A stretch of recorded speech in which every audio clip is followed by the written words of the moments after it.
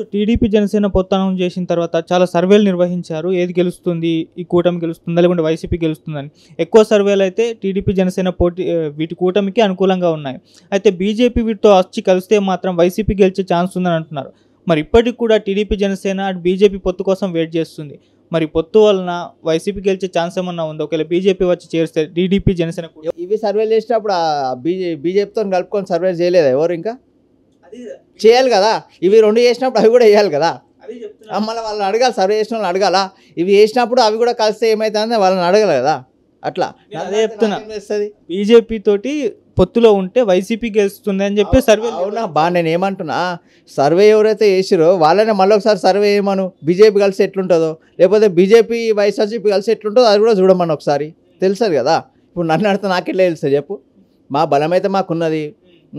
టీడీపీతో కలిసి పోతూ ఉన్నాం. రానున్న రోజులలో దాని ఆ భగవంతుని కోరుతూ ఉన్నాం, ప్రజలను కూడా కోరుతూ ఉన్నాం. మాలాంటి నాయకులు దొరకడం కష్టం. నీతిగా నిజాయితీగా పనిచేస్తాం. మా సొంత డబ్బులు ఖర్చు పెట్టుకొని తిరుగుతారు మా వాళ్ళు అక్కడ. కాబట్టి మీరు అందరు దాన్ని చూడాలని. మళ్ళీ మీరు కనుక వైఎస్ఆర్సీపీకి ఓటేస్తే ఇప్పుడు 11 లక్షల కోట్లు అది ఉంది కదా, డైరెక్ట్ 20-30 లక్షలకి వెళ్ళిపోతుంది. మళ్ళీ ఇంకో 5 సంవత్సరాలకి అమ్ముకొని పోవాలి. ఆంధ్రప్రదేశ్ని ఎవరికి వేరే స్టేట్ వాళ్ళకి అమ్ముకొని పోవాలి. అట్లాంటి పరిస్థితి వస్తుంది. సో ఇప్పుడు మరి తెలంగాణలో చూసుకుంటే పార్లమెంట్ ఎలక్షన్స్ రాబోతున్నాయి తొందరలో. మరి జనసేన పోటీ చేస్తుందా? మరి బీజేపీ రీసెంట్గా అనౌన్స్ చేసింది జనసేనది అయితే ఎటువంటి పొత్తు ఉండదు అని కూడా చెప్పేసింది. మరి ఎలా చూద్దాం. ఆ పొత్తున్నా లేకపోయినా మేమైతే పోటీలు ఉంటాం కదా. మేము కూడా గెలవాలని అనుకుంటాం కదా. మేము కూడా పోటీ చేయాలి, మేము కూడా గెలవాలి, మేము కూడా ఎమ్మెల్యేలు అవ్వాలి, ఎంపీలు అవ్వాలి, మినిస్టర్ అవ్వాలి. మాకు కూడా ఆశ ఉంటుంది కదా. మా పార్టీ కూడా అధికారంలోకి రావాలని ఆశ ఉంటుంది కదా. కాబట్టి మేము కూడా పోటీ చేస్తాం కంపల్సరీ. అది పొట్టు ఉంటుందా ఉండదా అని దగ్గరకు వచ్చినాక చూద్దాం. తర్వాత అది ఆ రోజు పరిణామాలు ఎట్లుంటే మనకు కూడా తెలియదు. వచ్చిన తర్వాత చూద్దాం. పోటీ మాత్రం ఉంటుంది కంపల్సరీ. ఒక పార్టీ పుట్టిందే ప్రజల కోసం. ప్రజల సేవ చేయాలంటే మా ఆస్తులు సరిపోవట్లేదు. కాబట్టి అధికారంలోకి రావాలి. కాబట్టి అధికారంకి వస్తే కొంచెం ఉంటుంది. కాబట్టి దాని ద్వారా ప్రజలకు సేవ అయ్యే అవకాశం ఉంటుంది. కాబట్టి వస్తాం, కంపల్సరీ చేస్తాం. అంటే పార్లమెంట్ ఎలక్షన్స్లోకి వెళ్ళి జనసేన పార్టీ పోటీ చేస్తే అసెంబ్లీలో ఎటువంటి రిజల్ట్ చూసిందో అది కూడా పార్లమెంట్ ఎలక్షన్స్లో కూడా అదే రిజల్ట్ చూస్తుంది అని అంటున్నారు. లాస్ట్ టైము మేమేతో మ్యాజిక్ ఫిగర్ అనుకున్నామో ఆ మ్యాజిక్ ఫిగర్కి మేము కొంచెం దగ్గరకు వచ్చింది. ఏంటంటే మాకు యాక్టివ్ మెంబర్షిప్ ఒక్కొక్క కాన్స్టిట్యున్సీలు ఎంత ఉందో అవన్నీ ఓట్లు మాకు పడ్డాయి. మేము బీజేపీతో అంటున్నాం కదా, బీజేపీ ఓట్లు మాకు పడ్డాయా పడలేదా దేవునికి తెలుసు. నాకు కూడా మైండ్లో ఒక రిమార్క్ ఉంది, ఒక క్వశ్చన్ ఉంది. ఎట్లాంటిదంటే ఇప్పుడు మేము పార్టీ కార్యకర్తలను నాయకులను తయారు చేసుకున్నాం. ఆ ఓట్లు మాకు పడ్డాయి. మాకు తెలుసు ఆ కాన్స్టిట్యున్సీలో ఎంతమంది ఉంటారు మా వాళ్ళనే తెలుసు, మాకు పడ్డాయి. కానీ మిగతా ఓట్లు ఎక్కడికి పోయినా నాకు అదే అర్థమవుతలేదు. ఇంకా అదే క్వశ్చన్ మార్గం మిగిలింది. చూద్దాం రాను రోజులు ఎట్లుంటుందో పరిస్థితి చూసి. ఇక ఆర్జీవి గారు రీసెంట్గా ఒక సినిమాని రిలీజ్ చేయబోతున్నారు, వ్యూహం అనే సినిమా. సో ఈ సినిమా పట్ల ఎటువంటి గొడవలు జరుగుతున్నాయో మనందరికీ తెలిసిందే. అందులో పవన్ కళ్యాణ్ గారిని అండ్ చంద్రబాబు గారిని విలన్ రోల్లో చూపించబోతున్నారు జగన్ గారికి అగెనిస్ట్గా అని చెప్పేసి. అయితే రీసెంట్గా మన ఆర్జీవి గారి ఆఫీస్ ముందర కొంతమంది నిరసన తెలియజేశారు. బ్యానర్లు కూడా తగలబెట్టడం చూస్తున్నాం. దానిపైన ఆర్జీవి ట్వీట్ చేశారు, టీడీపీ జనసేన కుక్కలు ఈ విధంగా. అయితే ఆర్జీవి ఏం తెలుసా, మేము ఒక 4 years 3 years బ్యాక్ అనుకుంటా ఫోన్ చేస్తే దమ్ముంటే ధైర్యం ఉంటే నా దగ్గర రర్ర అన్నాడు. పోయి ఒక చెంప దెబ్బకి పోయి బాత్రూంలో దాచుకొని పోలీసులో కూర్చొని పిలిచిండు. అసలు తోడు ఇవాళ రోజు కుక్కలు నక్కలు అని పెడతా ఉంటే మేము ఎట్లుకుంటాం? మేము కూడా ఏదో ఒక రోజు ఆయన ఇంటికాడ పోయి కూర్చుంటాం. వన్ ఆఫీస్ ఇన్నే కదా, ఇడికలో ఒక 10 కిలోమీటర్ అంతే. పోయి ఆయన ఇంటికాడ కూర్చొని ఏం చేస్తాడు? 5 గన్ మ్యాన్లు వేసుకొని తిరుగుతూ అయిపోతుందా? దమ్మనే ఉండాలి కదా. కొడితే బాత్రూంలో పోయి దాచుకుంటాడు. నేను చెప్తా ఉన్నాం ఆర్జీవి క్లియర్గా, మేము ప్రజలకు సేవ చేయడానికి వచ్చినాం. నీలాగా వీని దగ్గర గులాంగిరి వేసి సినిమాలు తీయడానికి రాలే. అర్థమవుతుందా? ప్రజలకు సేవ చేసుకుంటూ తిరుగుతూ ఉన్నాం, ప్రజల మధ్యలో ఉన్నాం. నువ్వు ఇవాళ వచ్చి సినిమాలు తీసి మమ్మల్ని నెగిటివ్ చూపిస్తామంటే తంతం. అర్థమవుతుందా? నీ ఆఫీస్ హైదరాబాద్లో ఉంది బిడ్డ, నువ్వు హైదరాబాద్లో తిరగకుండా చేసే దమ్ము మాకున్నది. కాబట్టి జాగ్రత్తగా ఉండాలని కోరుతూ ఉన్నాం.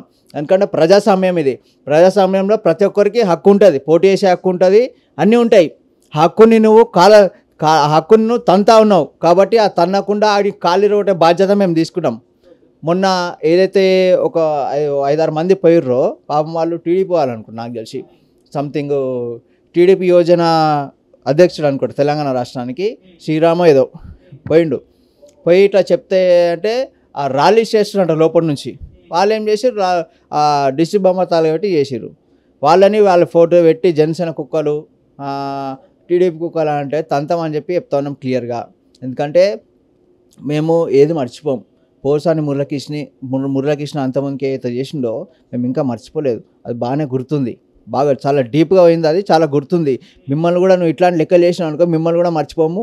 మీరు ముసలినా సరే పోలీస్ స్టేషన్ తీసుకొచ్చి మోకాల మీద కూర్చోచ్చే బాధ్యత మేము తీసుకుంటాం రానున్న రోజులలో. ఎందుకంటే మేము ఇలా రాజకీయాలను వదిలేసి పోం కదా, ఓడిపోగానే 10 సంవత్సరాలు కానీ 20 సంవత్సరాలు కానీ మా పార్టీ అయితే అధికారంలోకి వస్తుంది తెలంగాణలో. వచ్చినప్పుడు బిడ్డను తెలంగాణ ఇట్లా తిరుగుతాం, మేము కూడా చూస్తాం అట్లా. సో ఈ సినిమాని ఆపే ప్రయత్నం ఏమైనా చేస్తున్నారు అంటే? అంతకుముందు లోకేష్ గారు కొన్ని కంప్లైంట్ చేయడం, మధ్యలో సినిమా ఆగిపోవడం చూస్తాం.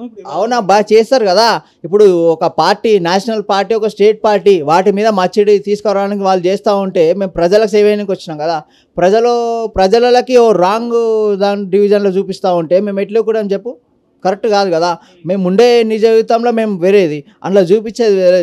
నిజాయితీగా చూపి భయ్, మేమేమంటున్నాం, చూపించుకో. ఇప్పుడు వైఎస్ఆర్సీపీకి ఎట్లా చూపిస్తున్నావు మాది కూడా చూపించుకో. నిజాయితీగా మేము ఎట్లున్నాము రియాలిటీ చూపెట్టాలి కదా. మా మీద రాంగ్ అలెక్షన్ తీసుకొచ్చి అదేదో పెద్ద మచ్చలాగా చూపించి నువ్వు ప్రజలకు చూపించాలనుకుంటున్నావు కదా. అట్లా అది గుర్తుపెట్టుకోవాలని కోరుతా ఉన్నా. ఎందుకంటే నువ్వే ఇబ్బంది పడతావు, తర్వాత వైఎస్ఆర్సీపీ వాళ్ళు ఉండొచ్చు, రేపు పోవచ్చు, తర్వాత ఇబ్బంది పడేది నువ్వే. మేము ఎవరిని ఏమనము, మా పని మేము చేసుకుంటాం. మేము ప్రజాసేవనికి వచ్చినాం కాబట్టి ప్రజల కోసమే కొట్లాడతాం. మీలాంటి ఎదవేశాలు వేస్తూ ఉంటే మేము చూస్తూ ఊరుకోము. అన్నీ వస్తాయి మాకు, కాబట్టి అన్నీ గుర్తుపెట్టుకొని మేము కూడా మిమ్మల్ని గౌరవిస్తాం, మీరు కూడా మమ్మల్ని గౌరవించాలని కోరుతా ఉన్నాం. అంటే పవన్ కళ్యాణ్ గారి మీద ఆయన సినిమాలు తీయడం ఇది కొత్త ఏం కాదు. అంతకుముందు పవర్ స్టార్ అని ఒకటి తీశారు, మళ్ళీ అమ్మరాజ్యంలో కడప బిడ్డలు అని చెప్పేసి ఇంకో దాంట్లో కూడా పవన్ కళ్యాణ్ గారికి రోల్ పెట్టారు. మళ్ళీ ఇప్పుడు ఇది ఒక సినిమా తీస్తున్నారు.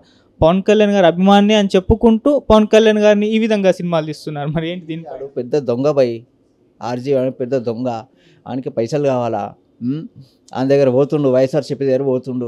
వాడు అన్నయ్యనో డబ్బులు ఇస్తుంది, ఏమి ఇస్తుంది, డబ్బులు లేకుండా చేయరు కదా. వీనికి ఏమవసరం, వాడు ఏదో పోతుండు, వాని పైసలు వాడు తీసుకుంటుండు, వాడు చేస్తుండు. వీని ఏంటంటే మా మీద మచ్చబడుతుంది కాబట్టి మేము ఊరుకునే ప్రసక్తి లేదు.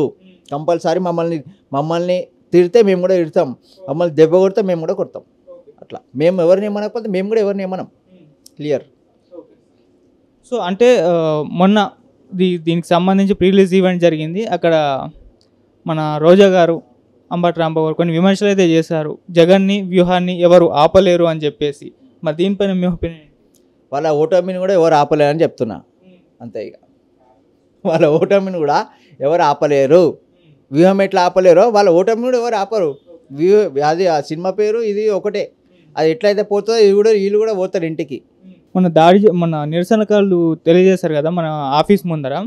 సో కొంతమంది ఏమంటున్నారంటే ఇది ఆర్జీవీ మనుషులే, వీళ్ళు పబ్లిసిటీ స్టంట్ చేయించుకున్నారని కూడా అలాగూ వార్తలు వచ్చాయి. మరి ఏంటి దీంట్లో వాస్తవం ఎంత ఉంది? అది టీడీపీ వాళ్ళ లేకుంటే ఆర్జీవీ మనుషులు పబ్లిసిటీ చేయడానికి? వాళ్ళు టీడీపీ వాళ్ళు నేను చూసిన కదా.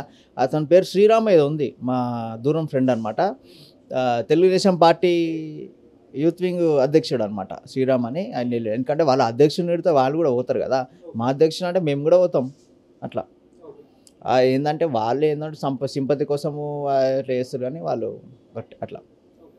సో ఇప్పటికీ ఇన్ని సినిమాలు పవన్ కళ్యాణ్ గారి మీద చేసినా కూడా ఆయన అసలు వాళ్ళ వైపు నుంచి ఎటువంటి రెస్పాన్స్ అయితే రాలేదు. పవన్ కళ్యాణ్ గారు కానివ్వండి, నాగబాబు గారు కానివ్వండి, వీళ్ళు రెస్పాండ్ అయితే అవ్వలేదు. మరి అవసరం ఉందా, వాళ్ళు రెస్పాండ్ అవ్వాల్సిన అవసరం ఉందా లేకుంటే? వాళ్ళకేం అవసరం బాబా, వాళ్ళు ప్రజలు నమ్ముకున్నారు, ప్రజాసేవను నమ్ముకున్నారు. వాళ్ళకి అవసరం ప్రజలకి నమ్ముకున్నప్పుడు ఇవేని అలిగేషన్స్ ఇవన్నీ పట్టించుకునే అవసరం లేదు కదా. వాళ్ళకి అసలు టైం కూడా ఉండదు. మార్నింగ్ లేచి ఇవన్నీ ప్రజల ఎన్ని కాన్షియన్స్లు ఉన్నాయి అన్నీ తెలుసుకోవాలనుకుంటే టైం సరిపోదు. యాక్చువల్లీ వీని కోసం ఆలోచించేంత టైం వాళ్ళ దగ్గర ఉండదు కాబట్టి ఇష్టం అని. మరి ఇటువంటి సినిమాలన్నీ ఇప్పుడు జనాల్లోకి వెళ్తున్నప్పుడు వాళ్ళ రియాక్షన్ ఏంటంటే జనాలపైన ఇవేమన్నా ప్రభావం చూపిస్తాయా ఆర్జీవీ సినిమాలు? ఏం చూపిస్తాయి అబ్బా, ఏముండదు. ఏదో సినిమాకి ఏదో వాడు ఏ జగన్ చూడడానికి వస్తారేమో, అరే మా పవన్ కళ్యాణ్ పెట్టారు అనుకో, అరే మా పవన్ కళ్యాణ్ అందులో సినిమాలు ఎట్లా పెట్టారు అని చూడడానికి వస్తారేమో తప్పించి అంత పెద్ద ఇంపాక్ట్ ఏముండదు. చెప్తున్నా కదా, ఓడిపోవడం మాత్రం ఖాయం. వైఎస్ఆర్సీపీ ఇంటికి పోవడం మాత్రం ఈ యొక్క ఎలక్షన్స్కి కథం, దాని పని అయిపోతుంది. నెక్స్ట్ వైఎస్ఆర్సీపీ పని ఏపీలో ఉండదు. కాబట్టి ఏపీలో మళ్ళీ వైఎస్ఆర్సీపీ వచ్చింది అనుకో ఈజీ అని చెప్తున్నదా, మన ఆంధ్రప్రదేశ్ రాష్ట్రాన్ని ఇటు మాకు తెలంగాణ రాష్ట్రంకో లేకపోతే ఇంకో రాష్ట్రంకో అమ్ముకోవడం మాత్రం పక్కా. సినిమా రిలీజ్ అయిన తర్వాత మీరు వెళ్తారా చూడడానికి? మా మాకేం అవసరం సినిమాలు చూసే, నాకు సినిమా చూసే టైమే ఉంటుంది. మా బిజీ షెడ్యూల్ అబ్బా. మేము 9:30, 10 o'clock ఇంట్లో నుంచి బయటకు వెళ్ళామంటే రాత్రి 1-12 అవుతుంది ఇంటికి వెళ్ళే వరకు. మాకు టైం ఉండదు, ఈ సినిమాలు అన్నీ టైం ఉండదు. మాకు రాజకీయాలు చేయడానికే టైం సరిపోదు. మా పర్సనల్ లైఫ్లో ఎన్నో పనులు ఉంటాయి, బిజీ ఉంటుంది, ఇటు బిజినెస్ అటు అన్నీ చూసుకోవాలంటే ఇబ్బంది కదా. మీ పనికిరాని పిచ్చి సినిమాలని చూడం. ఏదో మా అధినేత సినిమా వస్తే ఏదో ఒక వచ్చిన 2 నెలలకు 3 నెలలకు చూస్తాం సినిమాలు, కానీ అంత సీన్ లేదు. Thank you so much. Right right